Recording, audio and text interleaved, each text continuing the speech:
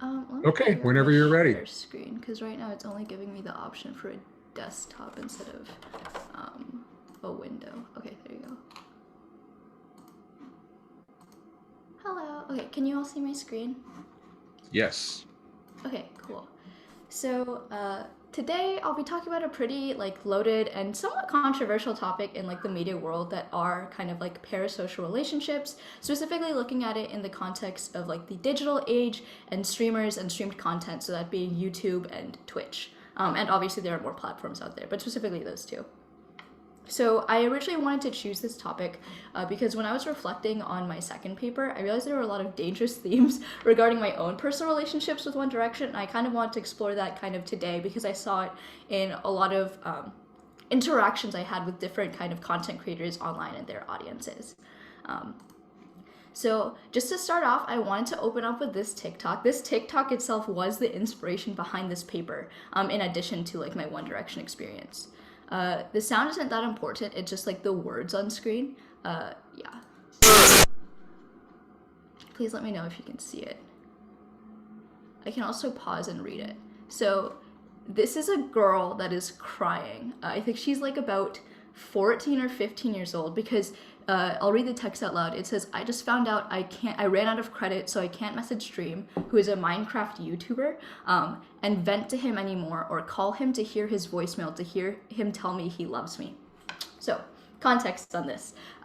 There's a Minecraft YouTuber named Dream, and he opened up there's this system of moderated text messages that a lot of content creators have been using, where you can have a fake number that fans can text, and then it moderates these text messages, and you can reply to them to increase your fan engagement.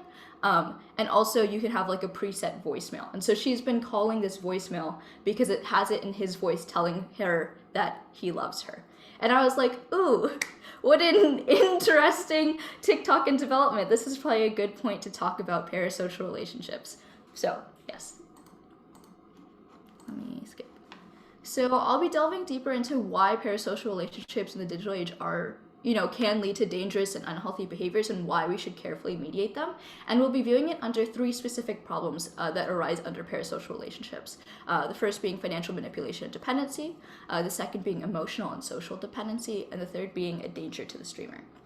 So as a nuance point, obviously not all parasocial relationships are dangerous, nor are they inherently dangerous. I'm specifically describing a subset of these relationships that display problematic or destructive behaviors. And it's important to kind of bring awareness to some of the key tip-offs and hints as to when a parasocial relationship is becoming kind of dangerous.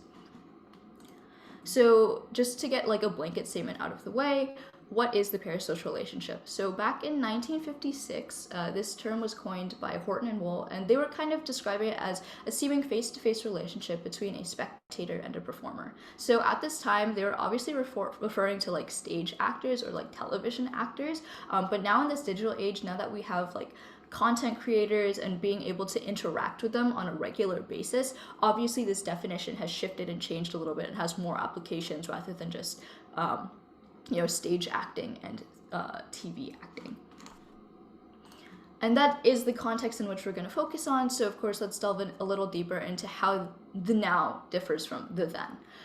For one, parasocial relationships are enabled through the many social media platforms that allow us to interact with our favorite content creators. Before, we only got to see them in their little snippet, whether that be a 22 or 42-minute TV show or on stage. But now we kind of have unlimited access in a way to them because we can see them through Twitter, Instagram, Facebook, YouTube, Twitch, etc.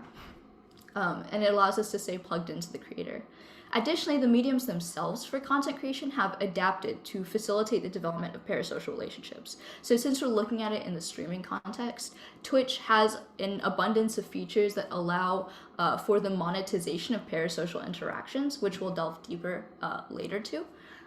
And then thirdly, just the nature of these streaming platforms compared to the traditional television platform differs greatly. Like I said before, traditional television is typically 22-minute or 42-minute bite-sized pieces, whereas with streaming, the average Twitch stream usually goes on for about 4, 5, 6 hours, and sometimes streamers stream up to 10 to 15 hours a day. So this time we kind of have unbridled access to long periods of streaming content. So now that the basic understanding of Twitch is kind of out of the way, which is the platform we'll be focusing on more, let's get to the reason number one, which is financial manipulation dependency.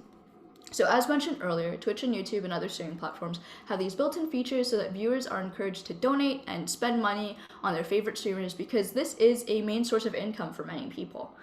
This then led, of course, to the monetization of parasocial interactions because they realized that fans wanted to interact with people they like, so why not capitalize off of that? So in exchange for their money, viewers could now have more ways to talk and interact with their favorite streamers, and one of these most prominent features that I've seen on Twitch is the text-to-speech donation feature. So this is essentially where a viewer who is watching donates above a certain threshold of money, and they can send a message to their favorite streamer that is then read out loud by some text-to-speech machine, and this ensures that the streamer will hear your donation and also increase their chances of them responding. So as you can see in the screenshot here on the right, it has George Not Found's donation box, and as you can see, the minimum number in order to have your message read out loud is $20. This is actually low for many streamers. Sometimes it goes up to 50 or 100. And then obviously some people have 1 in 5 if they're not as popular. So why is this so important? Some of these streamers have up to 60,000 to 80,000 people watching them at a singular time, which means the chat bar function that Twitch has to enable interaction between fans and content creator moves very, very fast. And the chances of a streamer reading your message is very low. Even 0, because sometimes they only listen to donations rather than read chat. So if you want to guarantee that they read your message and hear it, you need to pay money in order for it to happen. And so you can see on this left screenshot, someone donated $30 and it was read out loud. Obviously, there are other features on Twitch, like the subscribe feature, where viewers can pay $5 a month or more to be a subscriber, and this gives them special perks like a private Discord server where they can be with other subscribers and the content creators, so you can get exclusive content, and access to other special things, like being able to chat in a sub-only mode, which once again allows you and ensures that your message is seen by someone if it is chat restricted. So why is this so important? Why do we care? Studies show that verbal immediacy in targeted message, aka the quickness to which someone responds to your message, are indicators of relational closeness and can increase perceived relational closeness between the sender and receiver of the message. So in other words, when streamers reply as quickly as they do, they are increasing kind of the relationship, the perceived relationship from the viewer to the streamer, and that kind of causes a feedback system. So donations and funds are now paired with parasocial relationships, and there's the chance for a dependency to form, where viewers feel the need to constantly and consistently donate in order to interact regularly with their favorite content creators because it gives them a hint of reciprocation, whereas parasocial relationships are typically one-sided. So now there is a cycle where viewers will donate, receive verbal immediacy, and receive attention from their favorite streamers, which increases their perceived relational closeness with them, which makes them crave social interaction with their favorite streamer more and causes them to donate again.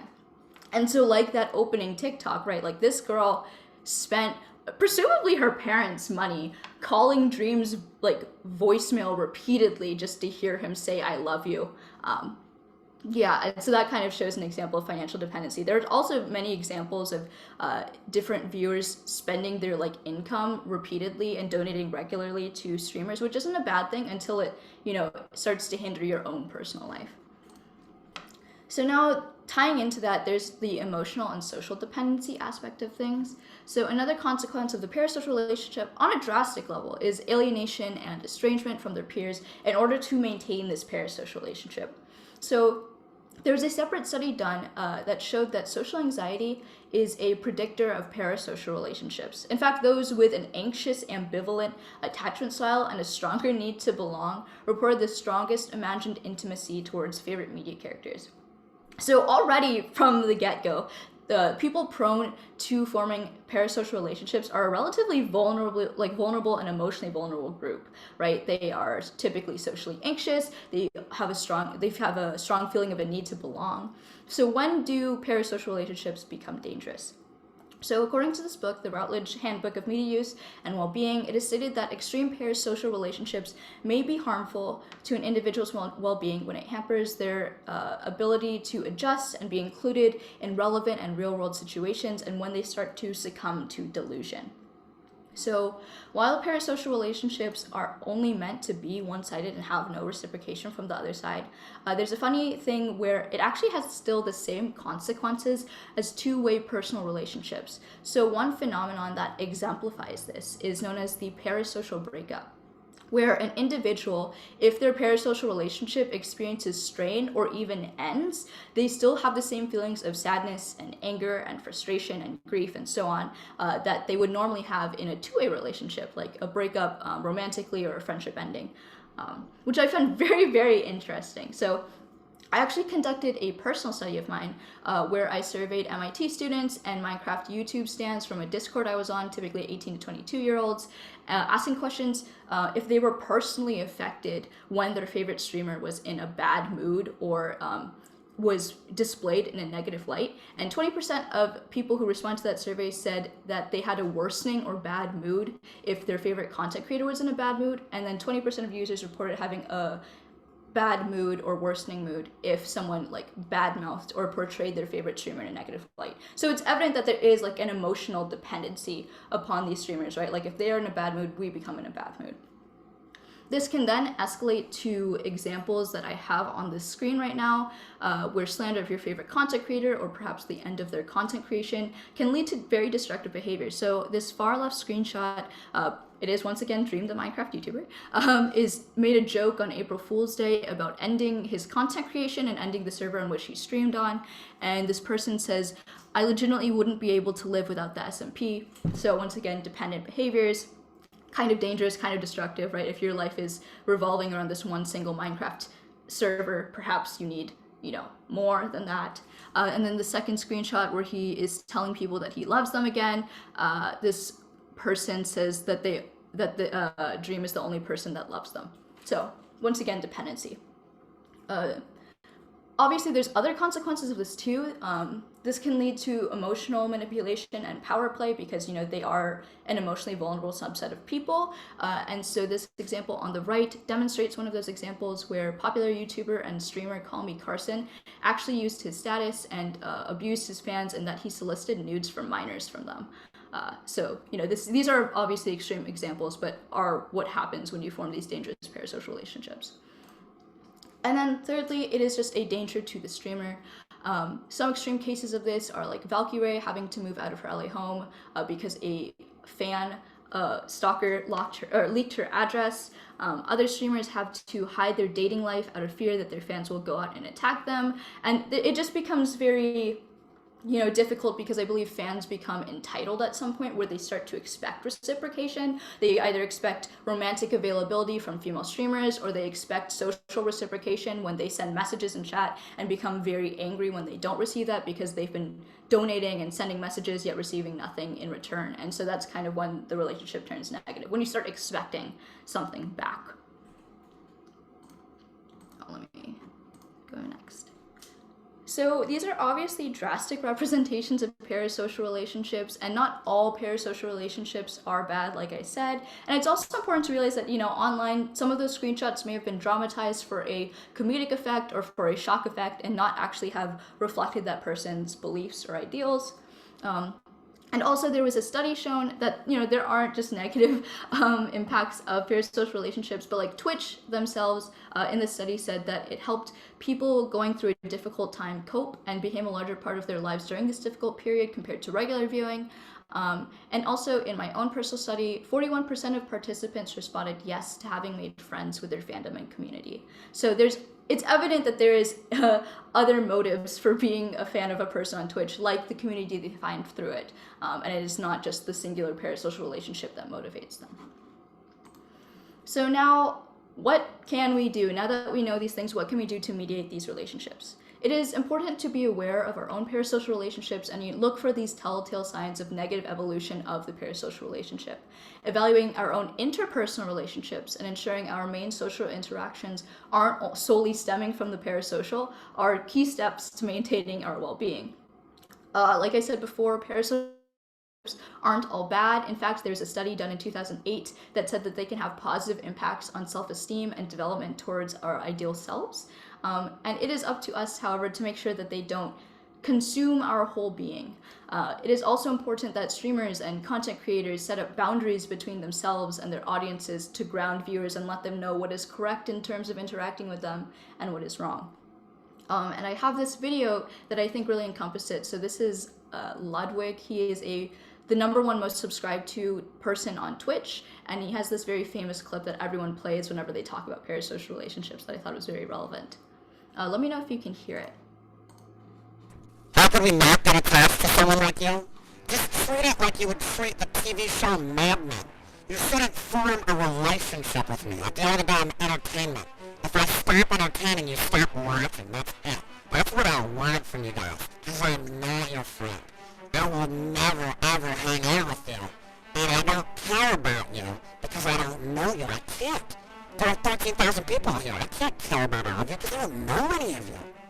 So all I do is I turn on Twitch, I treat you like a coherent body of people and I stream to entertain.